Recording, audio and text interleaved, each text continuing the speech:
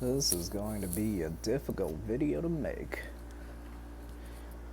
It's probably going to be long too. I may have to edit some parts to trim this down. But yeah. First, I just want to get the ongoing issues in the world out of the way first. COVID-19, Black Lives Matter protests. Those seem to be the two main things that are going on in the world right now. Police brutality is kind of connected to Black Lives Matter. Please, everyone, please try to stay safe, healthy, sanitize, wash your hands, social distance, physical distance, stay 6 feet apart from each other, try to at least.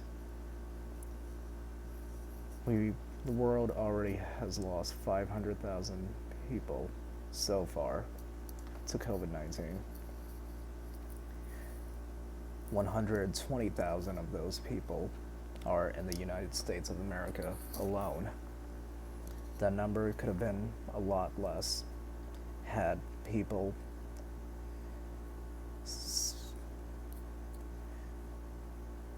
including the people in charge just get their shit together, take this thing seriously.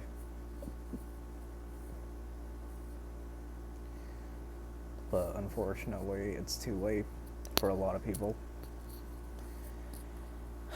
And the only thing we can do now going forward is learn from our mistakes, prevent more deaths from happening, try to at least, and prepare ourselves for another wave. So please stay safe, healthy, social distance, wear a mask. I know mine's is the string was like ripped, but I don't really want to throw this away. I have a few more masks too, resembling this one. I don't really feel like throwing this away because I think perhaps it can be used, it can be reused if I just kind of, I don't know, do some things to stick it together or something. I don't know, I'm not really a mask maker, so I wouldn't really know.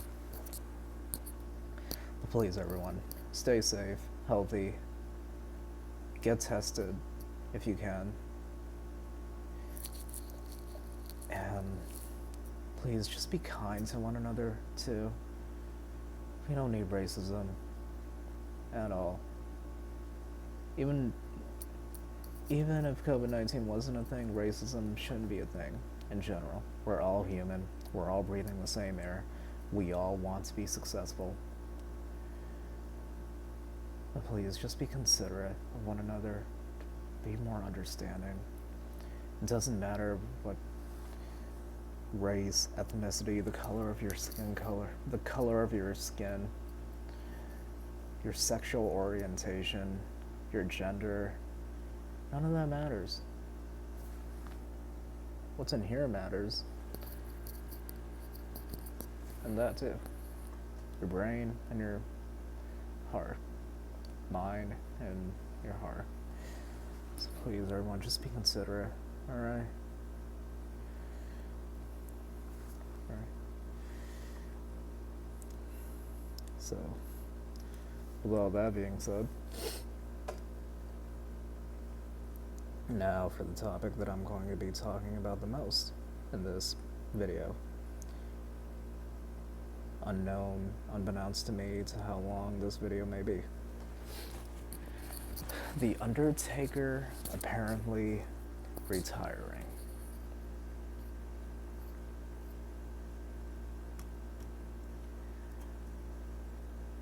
Yeah, that's tough to say out loud for me.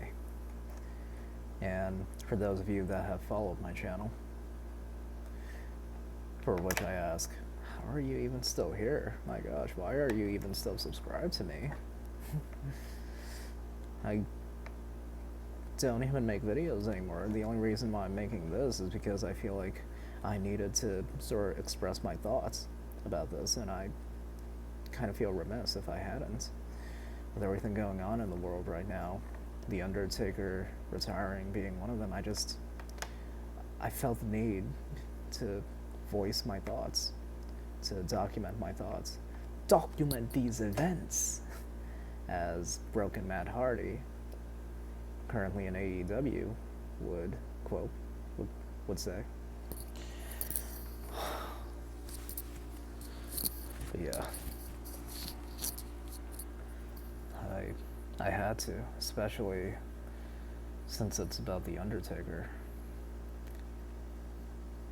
So yes, I still am a professional wrestling fan. I try to catch all of the weekly shows, primarily for WWE and AEW. NXT I still need to catch up on, especially since Killer Cross, now in NXT known as Karrion Kross, is there. And Damian Priest and Tommaso Ciampa, Scarlett, Keith Lee. Who else?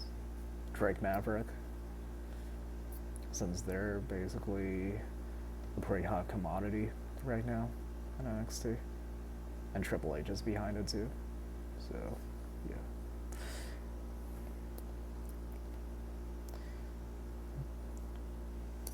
I just realized I have like a half mustache thing going on right now.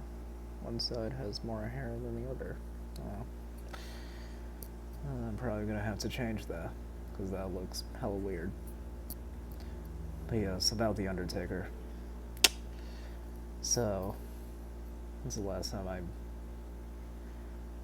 Okay, so obviously I voiced or documented my concerns about the Undertaker's streak ending to Brock Lesnar, and I even just rewatched that.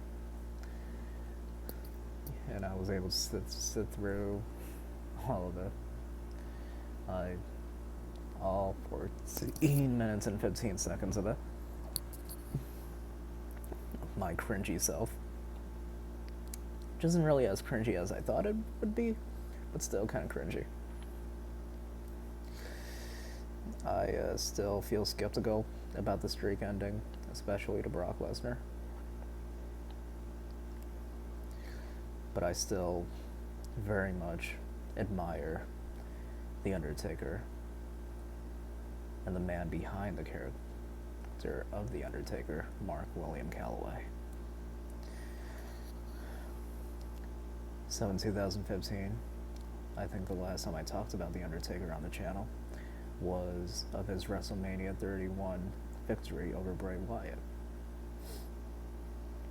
And Bray Wyatt, currently, and it's like June 29, 12:14 a.m. right now, the time of this recording.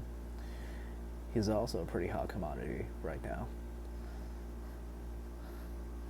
Another mythical, mysterious character with horror-themed elements and scare tactics, supernatural, if you would say. And it's pretty freaking cool so far. It's like one of the best acts in WWE right now. But nobody. There will never be another Undertaker. There will never be another Mark Calaway.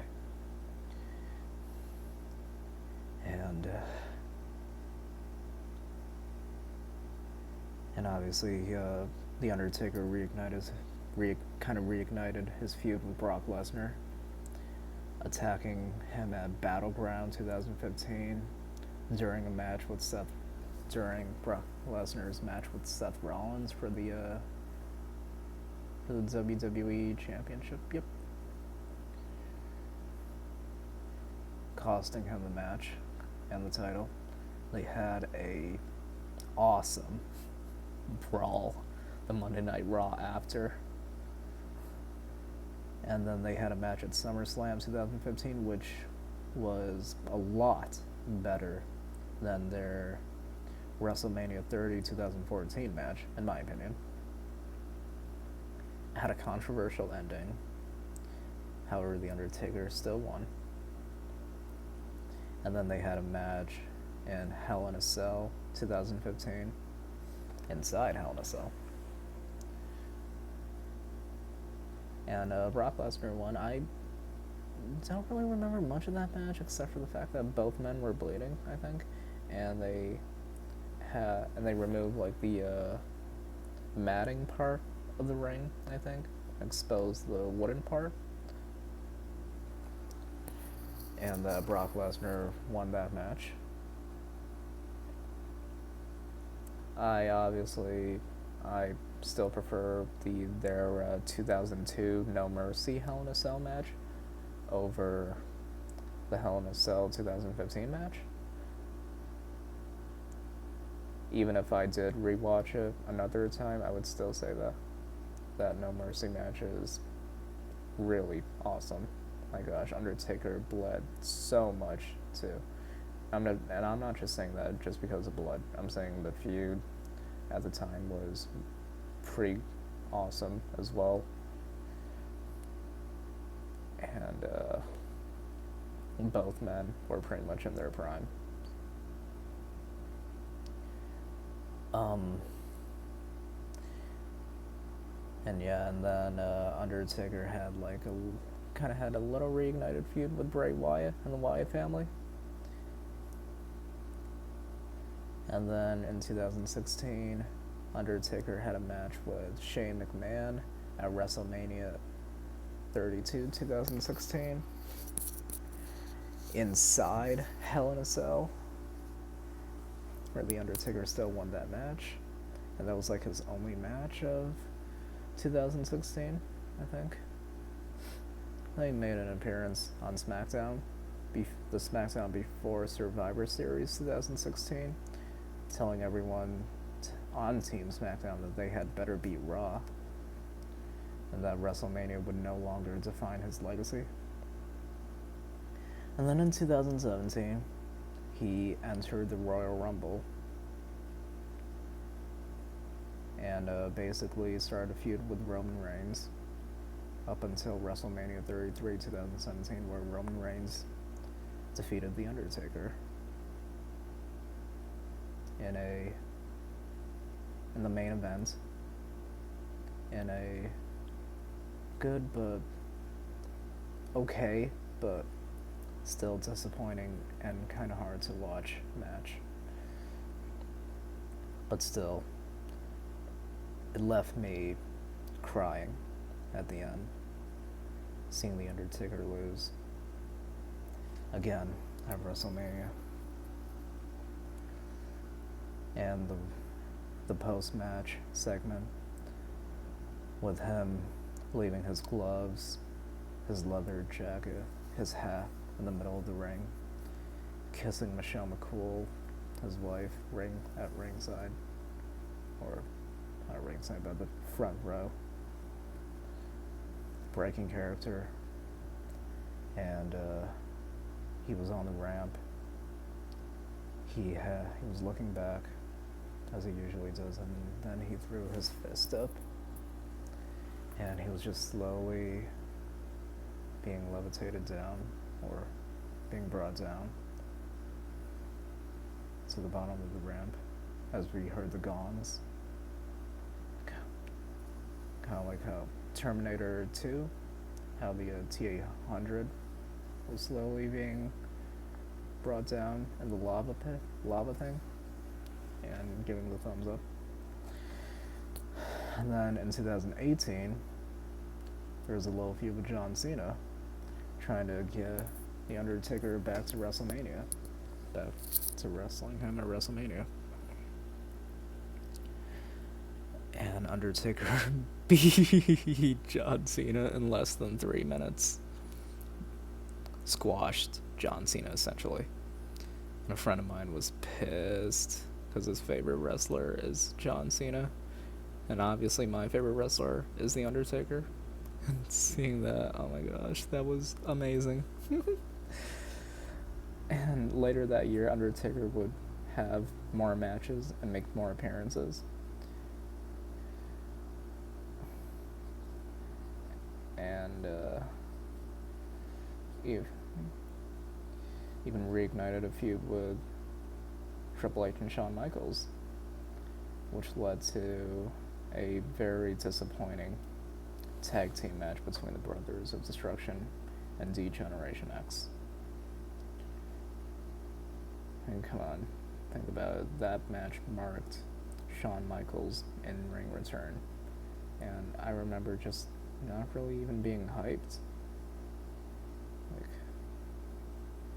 I mean, yeah, this is a dream match. Brothers of Destruction versus DX, with Shawn Michaels returning to the ring after, that was 2018, after 8 years. And it wasn't a big deal as it should have been. And nonetheless, that match was hard to watch, too. And then you had last year, WrestleMania 35. Undertaker wasn't even on the card. Didn't even make an appearance.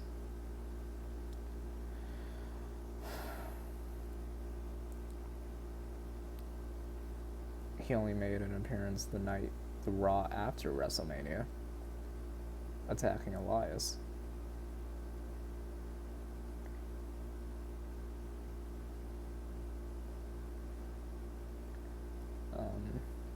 But then he proceeded to have a match with Bill Goldberg at the Saudi Arabia show Super Showdown, which is probably known for being a pretty disappointing match, unfortunately. Where it's a dream match that also ended up being disappointing. The promo with the Godsmack song When Legends Rise was a lot better than the actual match itself, unfortunately. And I mean, the little build-up leading up to it, with both wrestlers kind of stealing each other's catchphrases, that was pretty awesome too. But yeah, Undertaker then continued to have a tag team match, teaming up with Roman Reigns against Shane McMahon and Drew McIntyre. And that would kind of be his final match until later on.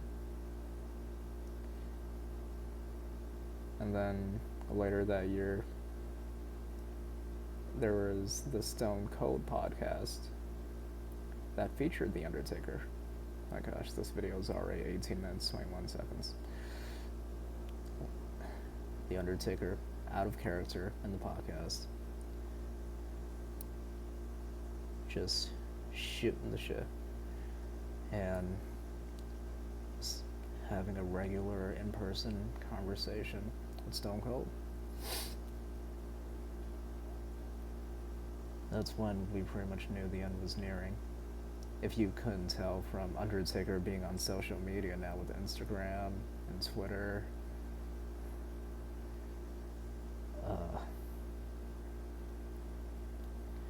And Undertaker even made an appearance, I think it was before the Stone Cold podcast though, at a Madison Square Garden.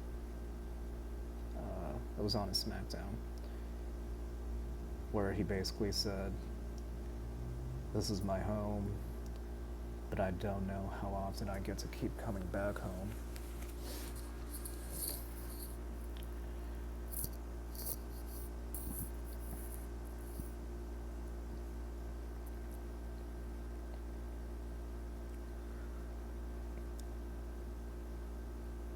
Sorry.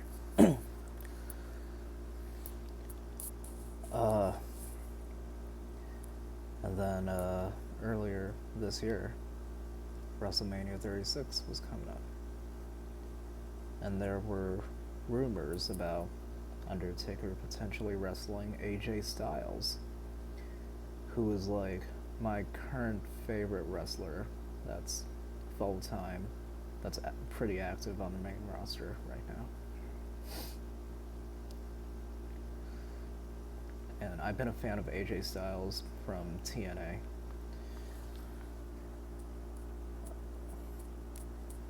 And I was hella hyped and hella excited when he made his debut at the Royal Rumble in 2016.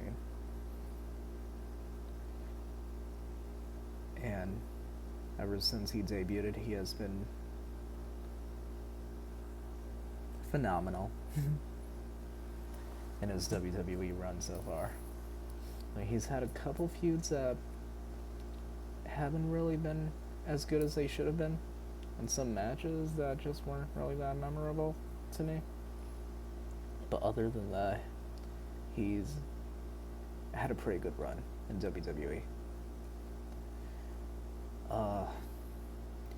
So the rumors eventually came true. At the Saudi Arabia show, I think it was Super Showdown. I think it was called Super Showdown, where there was this tournament, or gauntlet match, I guess, to like win the Saudi Arabia prize or something. And Rey Mysterio was still supposed to be the final. Rey Mysterio versus AJ Styles was supposed to be the final match, but Rey ended up getting attacked backstage by Luke Gallows and Carl Anderson, the OC, the original, the only club that matters. And there's probably another O in there, but I don't remember, unfortunately. And then the Undertaker attacked the OC from behind backstage. And it was so cool the way they had him come up with just the OC laid out on the floor, and then you see legs walking by, boots, a leather jacket, dressed in all black, and then Undertaker coming down the ramp, making his usual entrance, and just choke slamming AJ Styles and pinning him 1-2-3 to win that Saudi Arabia trophy. Which is questionable how Undertaker was able to pin AJ Styles off of a choke slam. But I digress. It's WWE. Logic kind of goes out the window. And they continue to kind of have a feud. And it didn't really escalate until AJ Styles had a match with Aleister Black, I think, who's another pretty cool wrestler that I'm interested in. On Elimination Chamber, the Elimination Chamber pay-per-view, I think, where Undertaker interfered in the match in favor of Aleister Black, attacked the OC again, and that's when the feud began to heat up. Things got personal, with AJ Styles mentioning Undertaker's real name, Mark Calaway, and his wife, saying that he should have retired years ago, and he doesn't know what keeps him coming back, and that they should have a match at WrestleMania 36. And they did. No, unfortunately, it wasn't in a stadium like they were planning on because of COVID-19. It ended up instead being in a boneyard. So we had a boneyard match. And long story short, it basically was one of the best things to ever come out of WrestleMania 36 of the two nights. Might have been the best thing to come from WWE this whole year.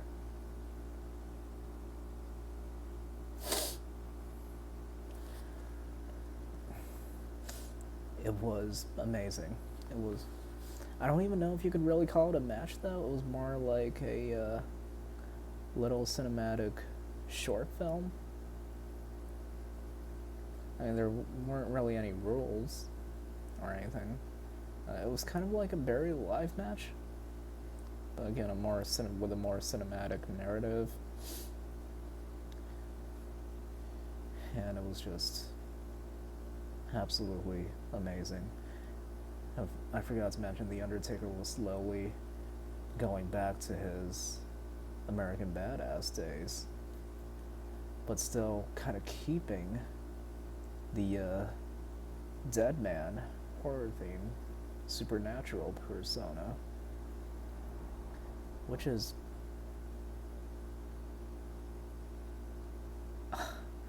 this is why I admire this man so much. When Undertaker came back as the dead man, he was more of a hybrid. He combined some elements from the American Badass Biker Taker gimmick and kind of incorporated it into his new dead man gimmick, making it a hybrid, making it kind of a new character. And now he's doing those with this new character, kind of calling it the Unholy Trinity, combining elements of Mark Calaway, the Deadman Undertaker, and Biker Taker, I think. And it's just absolutely amazing.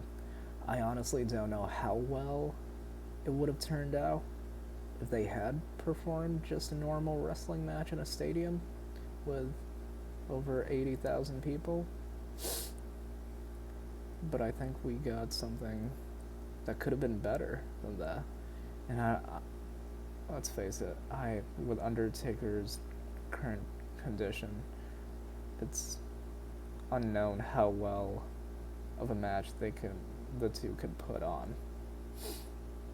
I mean, the story could have been there, and they still probably could have told a good story, but I think they told it even better with the Boneyard match.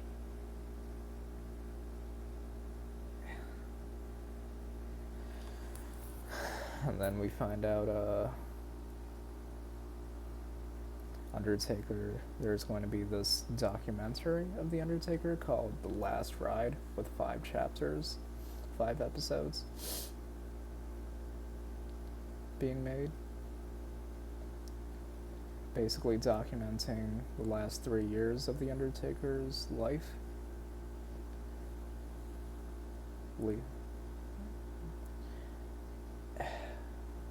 And it was pretty surreal, to say the least. Like, I'm so used to, I think a lot of people are used to seeing The Undertaker, Mark Calaway, as like this dominant, badass, man, immortal human being, which basically can't really be stopped. He never let his guard down. But this documentary really showed his vulnerability, and it was extremely difficult to watch.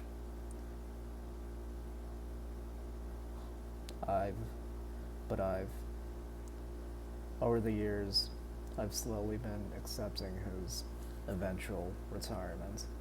I had made a post on Facebook. I'm going to read it out. In professional wrestling, those who retire don't usually stay retired. However, if my Undertaker is an exception, then honestly, I think I might be content with it. In an unusual way, I sort of compare him in this documentary to my feelings about him wrestling. It starts off as William Calaway, The Undertaker, trying to find that one last match, last ride, to finally properly end his career on. However, due to unfortunate disabilities with old age catching up, and other occurrences preventing him from having that perfect ending to his career, finding it has been harder than it should have been. But when he finally found it, he seemed to have felt comfortable to finally retire. That's how I kind of feel about him too. In the over 11 years that I've been a fan of him, I started watching professional wrestling in January of 2009. Me and my parents were skipping through the channels and saw Randy Orton punt kicking Vince McMahon on an episode of WWE Monday Night Raw. Then, a friend told me about WWE Friday Night SmackDown. It was then I was more hooked into WWE, and then I saw the next two episodes of SmackDown and was introduced to the character of The Undertaker. He faced Mark Henry in a qualifying match for the WWE title Elimination Chamber match.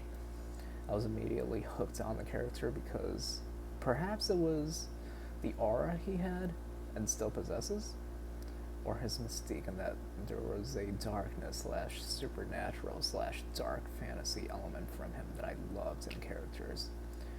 The rest is history. I dressed like him more, listened to his music, grew my hair out. Seriously, and this part isn't from the post. Seriously, the main reason why I still have my long hair is basically because I still want to kind of be like The Undertaker in a way. I still kind of want to have parts of him on me. That sounded a bit weirder than it should have, but I wanted to inspire my look or base my look off of him. Nowadays I keep my long hair because it's like the most aesthetically pleasing part of me. Without it, I'd be in big trouble. Even more trouble with the ladies than I already am. Okay, anyway, back to the post. I dressed like him more, listened to his music, grew my hair out, talked like him. Yes, I did. And I did more of my research on him. Not only did he become my fave professional wrestler / professional wrestling character, he became someone I idolized, and my respect and admiration for him grew immensely. Not many celebrities this famous, especially in the world of professional wrestling, are as determined, committed, loyal, humble, supportive, helpful, old school, and leading as Mark Calaway is. I cried when he lost at WrestleMania 30, 2014, having the 21-0 winning streak, and to Brock Lesnar when he lost to Roman Reigns at WrestleMania 33. At those times, I had already understood that pro wrestling is scripted and usually predetermined for storyline purposes. I became a smart, basically. However, whenever I see this man, the mark in me, no pun intended. I'm laughing because I realized that could have been a pun. Mark Calaway. Now I'm a Mark. Get it? Yeah, alright, moving on. The mark in me just couldn't accept him losing and retiring. I never really could accept him finally retiring until last year, I think.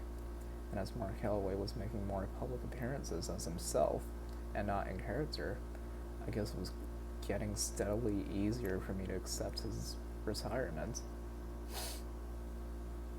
And by the end of his Last Ride documentary, I think I may have finally accepted it. His boneyard match with AJ Styles at WrestleMania 36 2020 Night 1 is a pretty damn appropriate way to end his career on a high note too. With all this being said, my words, and it's true, my words still can't do justice for how admirable this man is. I do wish I could have gotten the chance to meet him and personally thank him for everything he did, but I'm sure he already knows the incredible impact he's made on his fans' lives. Still, hashtag thank you Taker, hashtag the last ride. It's true. Really. And having AJ Styles as your last opponent too, and I don't want to spoil too much about the Last Ride documentary, but let's just say even Undertaker knows how pretty damn great AJ Styles is. And I just love those types of endings where it's particularly with an athlete type character, where an athlete is he or she has had a long storied career, yeah, but their career is eventually coming to an end after whatever may have happened, and then they finally come back and have a match with this cocky, not as much of a veteran as the character is. Now, obviously, AJ Styles is, you can pretty much call him a veteran in the business, but when it comes to just the company of WWE alone, yeah, he's still pretty much a rookie, especially compared to The Undertaker. When the legendary athlete, comes across a character like that, cocky and stuff, and finally shuts them up and has a dominant win over them at the end, and that's just their ending to their long storied epic career / life. I love endings like that. Absolutely love it. It just means that they're still as good. No, actually, The Undertaker, William Calaway, said it best. I may not be as good as I was before, but I'm as good once as I was ever, or something like that.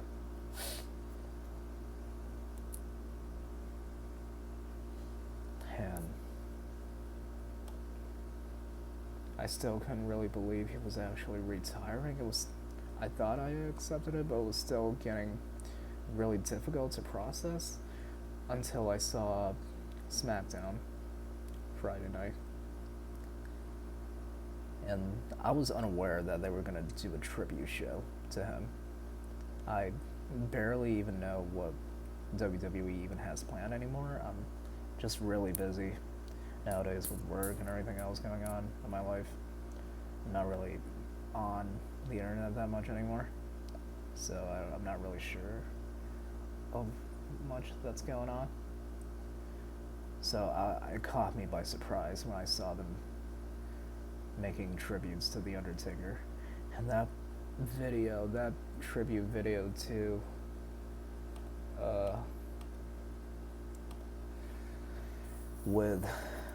Within Temptation song, The Reckoning, featuring Jacoby Shaddix from Papa Roach. That was just so beautifully placed together. It's one of the best tribute videos / music videos I've ever seen. And it's kind of an odd choice. Troubadour by George Strait, playing at the end of The Last Ride, Chapter 5 / Episode 5, Revelation, where The Undertaker is basically announcing that he could be retiring. That fits more with Mark Calaway and The Undertaker himself, but this video was just absolutely badass and epic, and me being a fan of Within Temptation and Papa Roach, and the song The Reckoning too, which I listened to quite a bit when it was first released back in 2018, I believe, or 2017 sometime, and I kind of forgot a bit about it since then. And then, of course, that song has a special place in my heart now. My gosh, this video is 39 minutes, 25 seconds. But honestly, I still get goosebumps and teary-eyed watching the tribute video. It's bittersweet, though.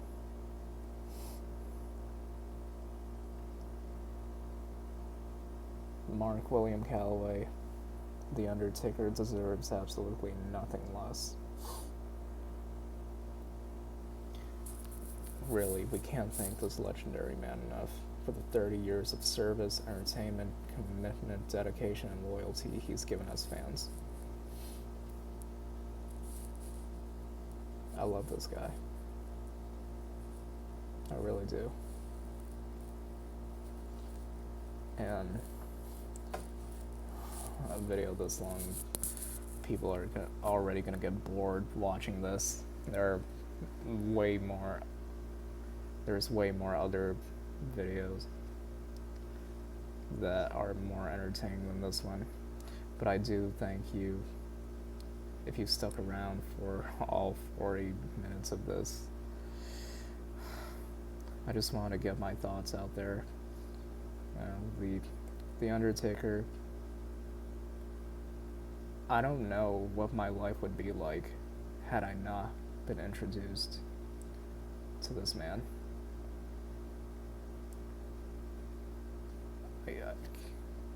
Mick Foley says it too. In the words of Mick Foley, I can't imagine what my life would be like had I not encountered the Undertaker or something like that.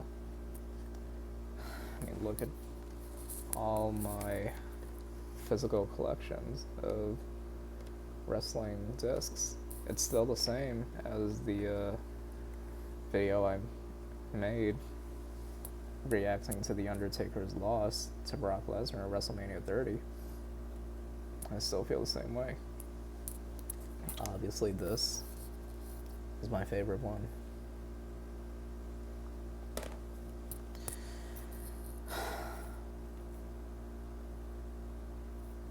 I get so nostalgic just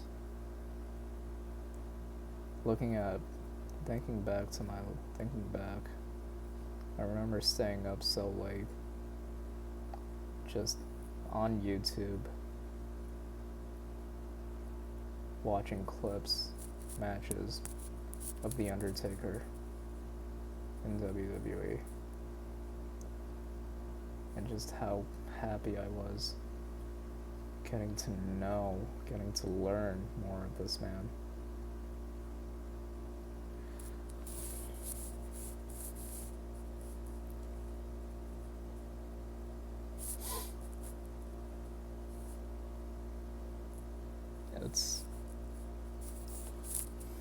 It's difficult. I'm happy for him, I really am. I'm happy for William Calaway to finally just get the much needed rest he deserves, because he's been wanting to retire for a very long time. He's just been looking for that perfect end. And I think we may have finally found it with that Boneyard match between him and AJ Styles. I don't know if you can get any better than that, honestly. I mean, I do believe that he deserves a proper stadium-sized crowd. But this is the next best thing. I may still be leaving out some stuff, but I just want to say that I love you, Undertaker, William Calaway. I'm not ashamed to say that. I regret not being able to ever see him live in the ring. I regret never being able to see his entrance.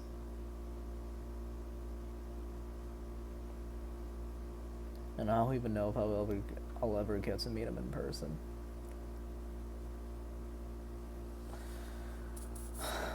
But I'm truly, truly, truly, truly grateful to have let this man into my life, let this character into my life.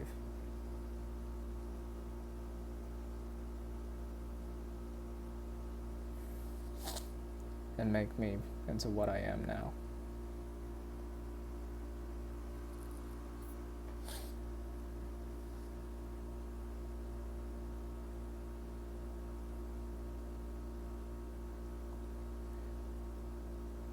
I understand if there are people who just quit watching wrestling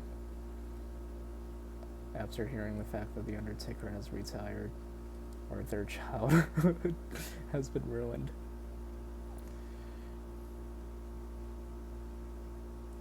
But this man has been living this character for 30 years. Just let him be himself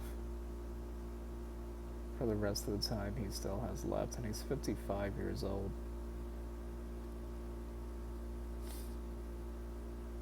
He's been living this character for over half his life.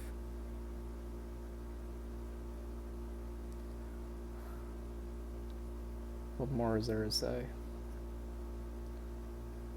This man definitely earns all the respect in the world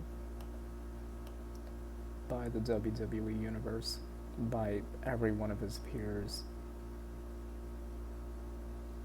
They say he's on the Mount Rushmore of wrestling. I would have to agree. Some may even say he's got his own mountain. But nonetheless, he is a legend. A future bona fide Hall of Famer. There will never, ever, ever be another one like him again. Thank you, Taker. Thank you, Mark William Calaway. May your legendary career finally rest in peace.